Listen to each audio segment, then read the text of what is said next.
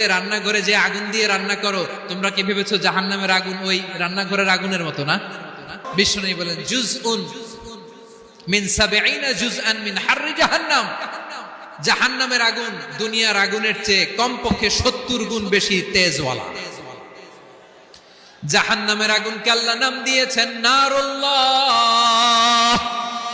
এটা আল্লাহর আগুন, নারুল্লাহিল মুকাদা আল্লাতী তাত্তালিউ আলাল আফইদা, যেটা কলিজার মধ্যে যে ধরে যায়। দুনিয়ার আগুন হাতে লাগলে হাত জ্বলে, পায়ে লাগলে পা জ্বলে। জাহান্নামের আগুন দেহের যেই জায়গায় লাগুক না কেন, সাথে সাথে কলিজাটা জ্বলে ছাই হয়ে যাবে। নারুল্লাহিল মুকাদা আল্লাতী তাত্তালিউ আলাল আফইদা। জাহান্নামের আগুন গায়ে লাগলে আপনার কলিজা পুড়ে ছাই হয়ে যাবে। ওই জাহান্নামে আমরা যেতে চাই? ওই জাহান্নাম থেকেও সবাই মিলে বাঁচার দরকার আছে না নাই? কি ভয়ঙ্কর শাস্তির বর্ণনা যে